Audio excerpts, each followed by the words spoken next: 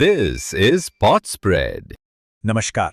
आज हम भारत की अर्थव्यवस्था के एक ऐसे बहुत बड़े हिस्से पर बात करने वाले हैं जो अक्सर हमारी नजरों से ओझल रहता है, यानी हमारा अनौपचारिक कार्यबल।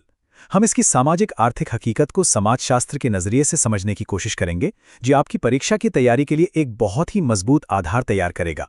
ठीक है, तो चलिए देखते हैं कि आज हम इस विषय को कैसे समझेंगे। सबसे पहले हम इस अदृश्य कार्यबल के पैमाने को जानेंगे कि ये कितना बड़ा है। फिर हम ये परिभाषित करेंगे कि ये अनौपचारिक क्षेत्र आखिर होता क्या है। इसके बाद हम अलग अलग तरह के मजदूरों के अनुभवों की तुलना करेंगे, फिर समाजशास्त्रीय सिद्धांतों के चश्मे से इसके पीछे की वजहों को देखेंगे और आखिर में एक बेहतर भविष्य के लिए क्या पॉलिसीज हो सकती हैं उस पर चर्चा करेंगे।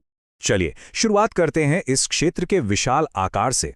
ये वो नींव है जिस पर भारत की अर्थव्यवस्था का बड़ा हिस्सा टिका हुआ है। लेकिन हैरानी की बात यह है कि इसे बनाने वाले लोग ही अक्सर अदृश्य रहते हैं। जरा इस आंकड़े पर गौर कीजिए, 80%। ये नेशनल सैंपल सर्वे ऑफिस का डेटा है। ये एक आंकड़ा ही ये बताने के लिए काफी है कि हम इस क्षेत्र पर कितना ज्यादा निर्भर हैं, और साथ ही ये भी कि इसके मजदूर कितने असुरक्षित और व्यवस्था की नजरों से दूर हैं। अब यहाँ ये समझना बहुत ज़रूरी है कि ये क्षेत्र कोई एक जैसा नहीं है। इसमें कपड़ा बनाने वालों से लेकर कंस्ट्रक्शन मजदूरों तक कई तरह के लोग शामिल हैं, और हर समूह की अपनी अलग चुनौतियां हैं जिन्हें जाति, लिंग और वर्ग जैसी सामाजिक असमानताएं और भी ज़्यादा गहरा कर देती हैं।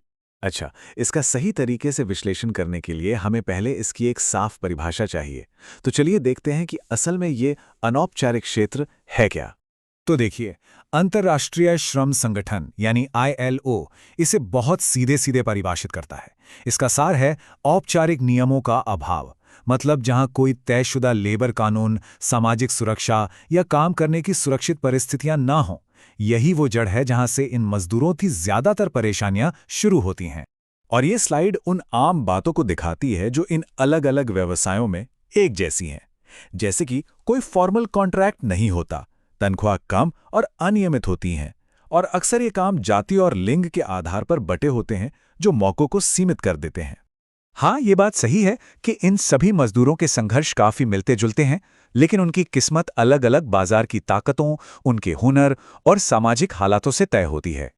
अब ये जो टेबल है ये परीक्षा के लिहाज से बहुत जरूरी है। ये इन प्रमुख क्षेत्रों में आर्थिक कमजोरी, सेहत से जुड़े जोखिम और सामाजिक भेदभाव की तुलना करती है। आप देख सकते हैं कि कैसे कपड़ा मजदूरों, चमड़ा कारीगरों और कंस्ट्रक्शन मजदूरों की परेशानियां और सामाजिक हकीकत एक दूसरे से अलग हैं। चलिए अब जरा समाजशास्त्र के कुछ मुख्य सिद्धांतों को लागू करके इसके पीछे की गहरी वजहों को समझते हैं। ये एनालिटिकल जवाब लिखने के लिए बहुत जरूरी है। तो सबसे पहले बात करते हैं पियरे बोर्दियो के सोशल कैपिटल या सामाजिक पूंजी के कॉन्सेप्ट की। इसका सीधा सा मतलब है किसी व्यक्ति के पास मौजूद नेटवर्क, रिश्ते और संसाधन।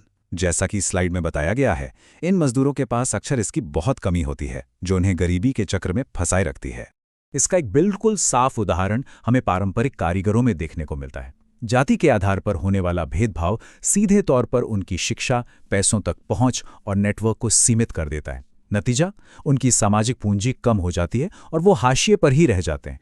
अब एक और बहुत जरूरी नजरिया है, और वो है नारीवादी सिद्धांत का।